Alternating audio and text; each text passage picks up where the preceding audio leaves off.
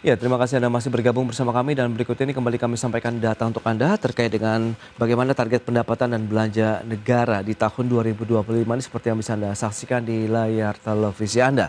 Dari sisi penerima negara, APBN 2025 dipatok 3.005,1 triliun rupiah. Sementara outlook terbaru ada sedikit pemangkasan menjadi 2.865,5 triliun rupiah, sementara belanja negara dari 3.621,3 triliun menjadi 3.527,5 triliun rupiah. Sementara target defisit APBN 2025 nilai surplus sekitar ada 616,2 triliun, sementara outlook terbarunya ada kenaikan menjadi 662 triliun rupiah. Adapun persentase terhadap PDB 2,53%, sementara outlook terbarunya 2,78%. Baik, kita lanjutkan kembali perbincangan bersama dengan Mas Peter Faisal dan juga Mas Eko Listianto. Ya, kalau kita cermati dengan beberapa data tadi yang sudah disampaikan, nah Mas Peter, lantas bagaimana Anda melihat target defisit APBN kita, kemudian terkait juga target pendapatan belanja negara yang tadi memang seperti yang sudah Anda singgung juga ada sedikit pemangkasan di sana, Mas Peter.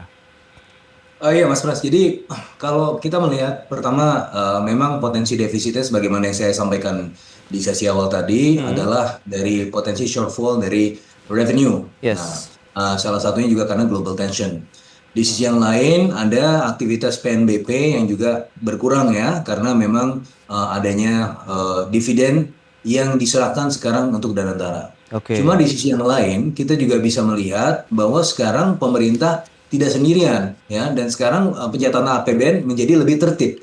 Sebelumnya kan PMN dan seterusnya ini kan menjadi bagian dari proses kuasi fiskal ya yang terus menemani tabiat dari APBN meskipun secara penganggaran ini sebenarnya tidak pas ya. Sekarang ketika itu dividen yang diberikan kepada Danantara dan Danantara sekarang bisa menemani pemerintah dalam hal pembangunan sektor-sektor yang juga misalnya terkait dengan infrastruktur atau terkait dengan hilirisasi dan seterusnya tanpa campur tangan dari APBN dan kemudian BUMN tidak perlu lagi harus ada PMN dari pemerintah dan dari sisi ini menjadi lebih tertib ya pencatatannya Mas Pras ya dalam konteks itu. Oke. Nah, di sisi yang lain, kalau kita lihat dari sisi belanjanya, pemerintah sudah menjadi lebih rasional ya. Kita sudah melihat bahwa kalau misalnya belanjanya masih 3.621 triliun, itu defisitnya yang bisa menyentuh 2,9%. Makanya diturunkan belanjanya 3.527 triliun dengan juga membagi peran ya. Salah satunya juga peran untuk proses pembangunan itu juga dilakukan oleh Danantara. Nah, di sisi yang lain, dalam konteks pembiayaan, risiko financingnya itu menjadi lebih tertata dalam konteks bond issuance dalam hal ini bahkan itu bisa turun karena ada opsi lain untuk menggunakan SAL ya saldo anggaran Oke. lebih 85 triliun. Nah kalau kita lihat loncatannya Mas Parasnya defisit yang meningkat ya dari sebelumnya 621 triliun menjadi 662 triliun itu kan more or less 45-46 triliun loncatannya. Tetapi ditambal dengan SAL yang 85 triliun, artinya apa? Ada bagian pembiayaan itu yang tidak perlu menerbitkan obligasi baru, bahkan ada bagian atau rencana penerbitan obligasi yang juga diberikan ya satu buffer ya dari SAL Ya. itu untuk kemudian menurunkan potensi bond issuance. Sehingga pada akhirnya apa Mas Pras? Kalau kita lihat di bond yield itu trajektorinya bisa antara 6,6 sampai 6,7, artinya menjadi lebih murah untuk melakukan pembiayaan. Nah, Baik. dengan demikian, maka proses kemudian spending dan juga proses untuk membiayai spending tersebut itu tertata dalam satu ekosistem yang lebih moderat gitu ya, Mas Bas. Oke, menarik kalau kita cermati dari sisi penerimaan negara. Tadi ada shortfall revenue, kemudian PNBP, kemudian juga ada dividen BUMN yang dialihkan ke Danantara. Mas Eko, kacamata Anda sendiri melihat bagaimana nih kalau melihat posisi seperti ini, kemudian apakah ini cukup meningkatkan likuiditas APBN kita di tahun 2025, sementara tadi diharapkan memang roda pembangunan juga akan terus berjalan begitu, termasuk ekonomi kita. Iya, kalau diperhatikan ya tadi beberapa upaya yang dilakukan pemerintah tadi adalah kira-kira strategi ya dalam konteks untuk bisa tetap menjaga APBN-nya kredibel begitu Oke. kan, karena ada konteks tadi outlook-nya ya itu bisa 2,78 ya atau hampir 2,8% begitu Ya. terhadap PDB begitu dan ini kan sesuatu yang jarang begitu ya dalam konteks kita gitu ya di dalam menjaga APBN begitu. Nah, sehingga kemudian tadi ya dicarikan kemudian upaya-upaya lain ya yang tidak harus kemudian itu berkonsekuensi kepada langsung nyari dana di pasar ya dengan penerbitan surat utang yang tadi disampaikan oleh Mas Fitra seperti itu begitu. Jadi gambarnya semacam itu. Jadi memang ini adalah satu pertama adalah pelebaran defisit ini ya, outlook pelebaran defisit lah saya sebutnya gitu karena bisa saja kita tetap nanti endingnya itu bisa di 2, tetap di 2,53 begitu. Cuma dari situasi terkini begitu dari realisasi semester 1 ini menggambarkan ada tadi ya beberapa resiko kalau kemudian sisi penerimaannya ternyata relatif moderat ya bahkan cenderung turun seperti sekarang ini.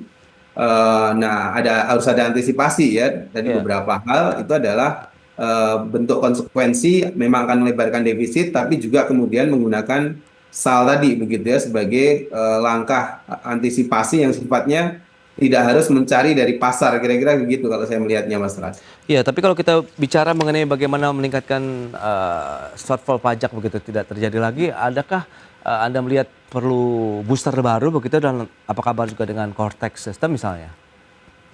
Mas Eko? Iya, Cortex memang didesain untuk arahnya adalah juga meningkatkan penerimaan ya, Oke, kepatuhan dan kemudian juga sisi penerimaan begitu. ya.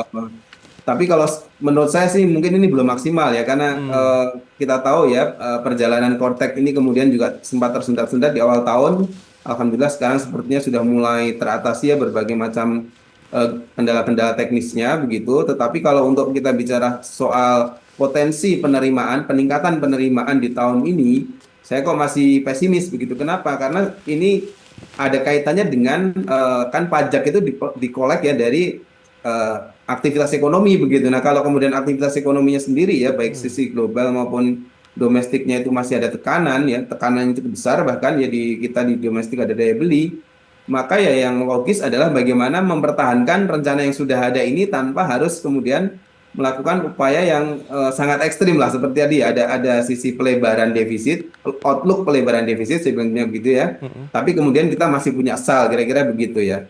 Oke, oke. Nah, Mas Peter lantas apa nih kebijakan mungkin yang tersisa sampai dengan akhir tahun begitu untuk menjaga APBN kita juga tetap performance-nya baik begitu sehingga bisa menopang juga laju pertumbuhan ekonomi Indonesia mengingatkan revisinya menjadi maksimal 5% begitu ya, Mas Fitra?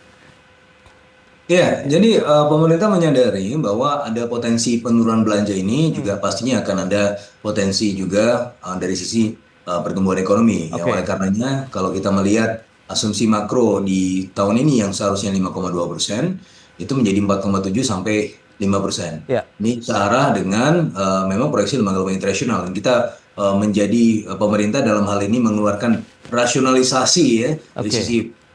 dari sisi anggaran yang mungkin tidak lebih luasa dibandingkan dengan sebelumnya dengan refleksi di angka pertumbuhan ekonomi. Tetapi tetap saja ya sebagai usaha ya itu juga pemerintah dalam hal ini terus untuk kemudian melakukan cara upaya dan untuk meningkatkan pertumbuhan ekonomi itu setidaknya sama dengan asumsi makro yang original yaitu 5,2%. Meskipun sebenarnya tantangannya satu hal yang tidak bisa kita kontrol ya. Yang tidak bisa kita kontrol itu adalah ya iklim global yang belum menentu. Tapi sebagaimana yang tadi disampaikan juga Mas Eko, bahwa kalau kita melihat misalnya dari prognosis defisit, itu bisa saja nanti bukan 2,78%, bisa saja balik lagi ke 2,53% realisasinya di akhir tahun. Sebagaimana presidennya pernah terjadi di tahun lalu. Dan juga sebenarnya ini juga terjadi beberapa tahun terakhir ya. Ya. Jadi ada target defisit, tapi defisitnya selalu di bawah. Nah, tahun lalu juga lapsem di pertengahan semester dari semester 1 ya tahun lalu itu juga meningkatkan potensi defisit dari 2,2 ke 2,7% karena sebagaimana yang kita ingat di tahun lalu ada peristiwa geopolitik juga Iran dan juga Israel ya sama persis dengan apa yang kita alami di tahun ini tapi dengan tambahan tarif Trump. Nah, tapi pada akhirnya kita melihat tensi terhadap rupiah turun, tensi geopolitik turun, tensi terhadap sektor-sektor ekonomi juga turun. Jelang semester 2 ya, dan kemudian sampai akhir tahun ada potensi naik lagi, tapi all in all semester 2 itu tidak lebih tertekan dibanding semester 1. Nah, itu juga yang bisa kita lihat di tahun ini untuk memulai semester 2, karena kalau kita lihat dari tensi geopolitik sepertinya juga akan halt ya, tidak ada eskalasi yang lebih tinggi daripada Iran versus Israel. Di sisi yang lain, Ya, ya. tarif halt Trump juga sudah melihat adanya titik terang ya di mana-mana ya, baik itu dengan China, Vietnam dan seterusnya. Indonesia juga dalam konteks yang juga dalam titik negosiasi dan tidak menutup kemungkinan Trump juga akan memperpanjang ya proses halt-nya ini untuk beberapa negara yang memang belum selesai negosiasinya, sebagaimana presidennya juga pernah terjadi di awal tahun Ya. ketika dia juga menerapkan ke China, Meksiko dan juga Kanada. Nah, oleh karenanya kita melihat ini sebagai bagian dari sisi profesionalitas pemerintah untuk kemudian melihat ya faktor-faktor risiko yang ada dan menginterpretasikannya dalam bentuk anggaran dan juga pertumbuhan ekonomi. Dan Oke. tetapi usaha pemerintah akan tetap lebih sangat ditekankan gitu ya pada upaya-upaya untuk meningkatkan pertumbuhan ekonomi di atas 5%, Mas Pras. Oke, oke. Nah, Mas Iko, lantas bagaimana potensi defisit khususnya untuk defisit APBN kita begitu sampai dengan akhir tahun 2025? Apakah potensinya akan menuju melebar begitu atau kembali lagi ke sebelumnya di 2,5%-an? Saya sih sebenarnya berharap ke 2,53 itu ya, karena kalau melihat dari ini kan nanti ada sisi dari bagaimana kemampuan belanjanya begitu ya. Oke. Oke, kita sudah disiapkan outlook begitu oleh pemerintah bahwa tidak terlalu kaget misalkan gitu ya kalau kita udah melihat angka misalkan defisit agak sedikit melebar, tetapi Ya. dugaan saya ya dengan katakanlah kemampuan birokrasi menyerap belanjanya juga begitu ya, itu kemungkinan sih mungkin ya angka 2,5 itu masih sebenarnya masih realistis begitu untuk kita capai begitu. Nah, yang saya harapkan ini Mas Pras ya, karena tadi isunya adalah salah satunya adalah perlambatan pertumbuhan ekonomi. Memang spending dari pemerintah bukan yang terbesar ya, yang paling dominan dalam perekonomian, tapi dia perlu ya untuk mendorong stimulus itu. Nah, kita harapkan belanja ini ya mulai sekarang ya terakselerasinya begitu. Jangan nanti menumpuk di triwulan 4. Itu adalah Ya, ya. mungkin PR pemerintah ya untuk memastikan belanjanya semester 2 awal ini masih awal itu lebih diakselerasi lagi begitu. Itu dia apa yang perlu dilakukan untuk bisa meningkatkan belanja pemerintah untuk bisa menyerap dan menggerakkan lagi ekonomi domestik begitu di tengah tantangan ekonomi global yang diharapkan tidak menekan lagi demand terhadap produk-produk ekspor Indonesia ke depan.